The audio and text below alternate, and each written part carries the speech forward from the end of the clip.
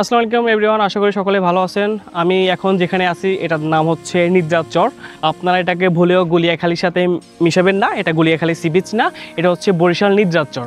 তো রিসেন্টলি এটা হচ্ছে ফেসবুক অনেক ভাইরাল হয়েছে নিদ্রার চর নামে। এই জায়গাটা অনেক ফেমাস হচ্ছে, সবাই অনেকে আসতেছে এখানে ঘুরতে, ট্যুরিস্টরা। তো সেই ক্ষেত্রে আমরাও চলে আসলাম এখানে ঢাকা থেকে। এখন ঢাকা থেকে যারা আসেন বা আসবেন বা বরিশাল থেকে আসবেন, কিভাবে আসবেন সেটা একটা ইনফরমেশন আপনাদেরকে ছোটোভাবে আমি দিয়ে দিচ্ছি। সেটা হচ্ছে আপনারা ঢাকা থেকে যারা আসেন তারা কুয়াকাটা বাসে উঠতে পারেন, আমতলী নামতে পারেন। আমতলী নামে সেখান থেকে এখন যেভাবে বলবো আমতলী থেকে স্টপ থাকেন।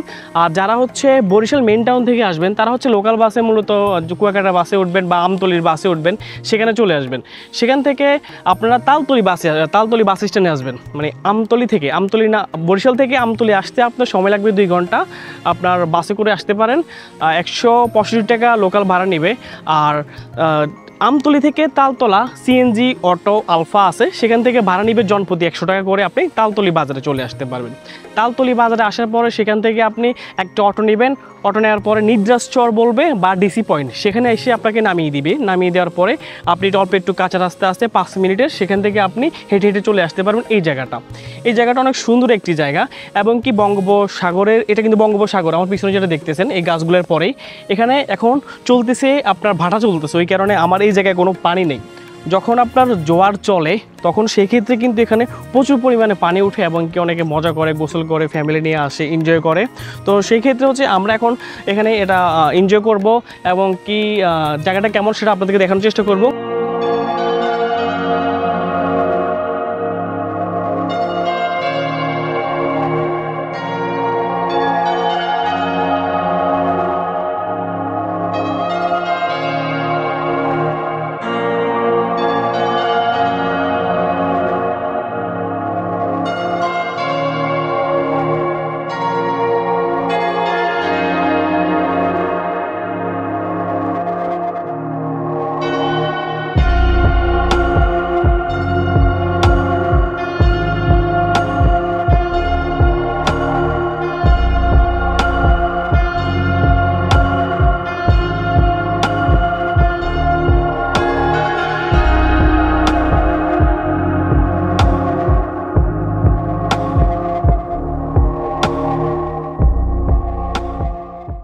এখনও বৃষ্টি হচ্ছে, আপনারা দেখতে পারবেন, বুঝতেছেন বৃষ্টি কেমন হচ্ছে।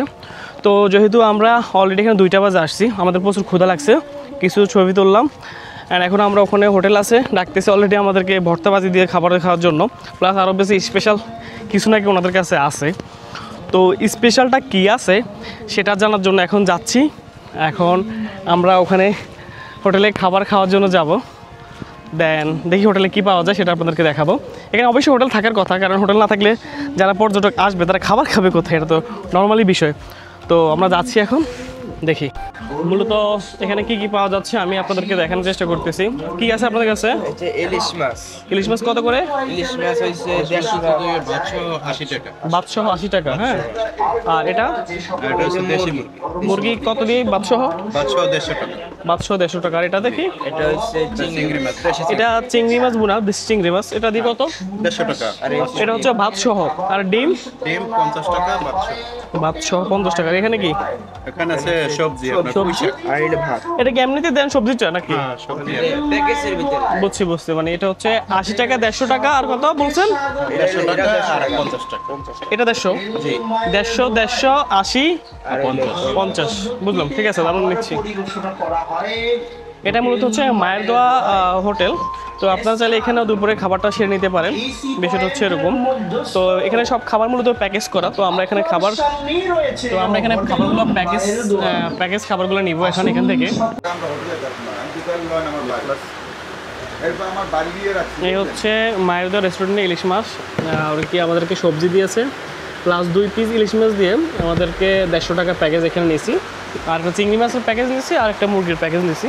তো প্রত্যেকটা প্যাকেজে প্রকারভেদ আছে। ইলিশ মাছের প্যাকেজটা হচ্ছে 80 টাকা, বাট আমরা 2 পিস ইলিশ মাছ নিয়ে সেখানে 150 টাকা প্যাকেজ করছি। যেন দাও শুরু করে দাও। এখানে মূলত থাকার ব্যবস্থাটা ওইভাবে এখনও তৈরি করা হয় নাই। তো রিসেন্টলি এটা যারা এলাকার আছে স্থানীয় তারা উদ্যোগ নিয়েছে এখানে থাকার ব্যবস্থা করবে, কারণ অনেকে বৃষ্টিতে হয় বা 2 দিন থাকতে চায়, ওই কারণে ওইভাবে হোটেল নাই। এখন আমার সাথে যে মায়ের দোয়া রেস্টুরেন্টের ভদ্রলোক ভাই আছে, ভাই নাম কি? মোহাম্মদ ইউসুফ আলী ফরাজি ভাইয়ের সাথে একটু কথা বলি, উনি এখানে নতুন করে কিছু চিন্তা ভাবনা করতেছে, একটু কথা হাতে রাখুন। আসসালামু আলাইকুম ভাই। চিন্তা ভাবনা একটু বলুন তো। আমাদের এখানে ট্যুরিস্টদের থাকার জন্য নিরাপত্তা আছে, যেই নিরাপত্তাটা তাদেরকে কোনো ভোগান্তি হবে না, এবং তাদেরকে মনে করেন বাইক রাখার জন্য এখানে কোনো টাকা নেই, হেলমেট রাখার কোনো টাকা নেই। এরপরে মনে করেন এখান থেকে ওপারে শুভ সন্ধ্যায় ঝাউবনে যাওয়ার জন্য এবং লাল কাঁকড়া দেখার জন্য অনেক আগে ছিল 20 টাকা করিয়া খেওয়া ভাড়া, সেইটা আমরা কমাইয়া 10 টাকা করিয়ে দিছি, যাতে মানুষ আসতে পারে। এবং এ জায়গায় প্রত্যেকটা হোটেলে বলা আছে অতিরিক্ত দাম কেউ নিতে পারবে না। দোকানে সেটা আমরা বুঝতেছি, খাবারের প্রাইস দেখে আমরা বুঝতেছি। জি জি জি জি। ধন্যবাদ। আর যারা পর্যটক আছে আপনারা সবাই এখানে আসতে পারেন আমি মনে করি, এবং কি অনেক সুন্দর একটা জায়গা, আপনারা এসে থাকতে পারেন, খাওয়া দাওয়া সুন্দরভাবে করতে পারেন, দাম এমন অতিরিক্ত নেয় না, এবং কি সব কিছুই অনেক হাতের নাগালে আছে। আর এখানে আপনারা যদি ঘুরতে আসেন বুঝবেন আসলে জায়গাটা কত সুন্দর, এবং কি জোয়ারের সময়ও থাকবেন, ভাটার সময় থাকবেন, তাহলে আরও মজা পাবেন, এনজয় করতে পারবেন। বিষয়টা হচ্ছে এরকম।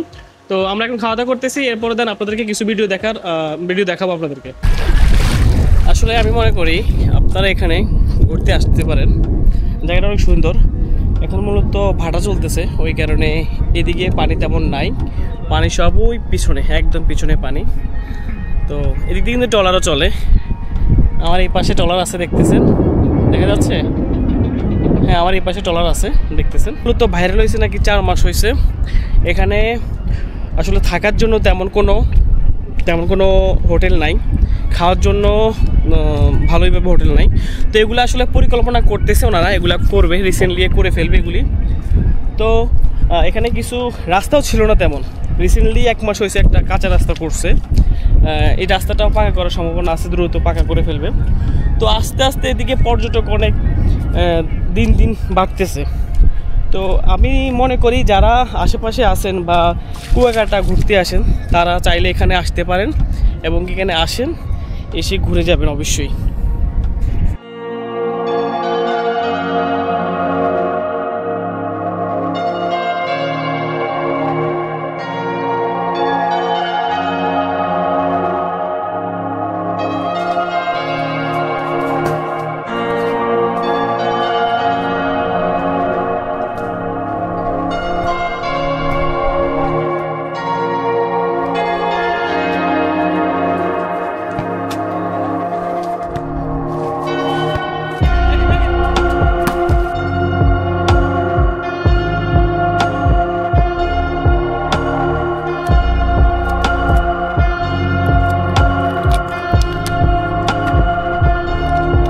আপনারা চাইলে এখান থেকে আমরা খেতে পারবেন, এই ধরনের আমরা পাওয়া যায়।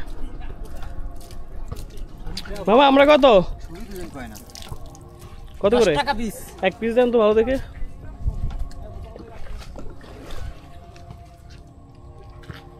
দুই পিসে দেন, 2 পিস করেন। বোম্বাই মরিচ দিছে, বোম্বাই মরিচের স্ট্রং একটা ফ্লেভার আসতেছে এখান থেকে। আর আমার বন্ধুরা এমনকি খালাতো ভাই বল খেলতেছে পিছনে, দেখেন কোন জায়গায় আছে, এখানে বসে এক ধরনের খাওয়া আড্ডা, এটা বুঝেন কি একটা মজা বা কি ফিলিংস, কি অনুভূতি, এটা আসলে বলে বোঝানো যাবে না, যারা মূলত এখানে আসবে তারাই বুঝবে। আপনাদেরকে একটা জিনিস দেখাচ্ছি, এখানে ছাগল গাছের আগায় উঠে পাতা খায়, গাছের পাতা খায়, এটা দেখছেন কখনো? আজকে আপনাদেরকে এখন আমি দেখাবো ছাগল গাছের উপর উঠে গাছের পাতা খাচ্ছে, দেখেন। আমি একটু জুম করে দিচ্ছি, দাঁড়ান।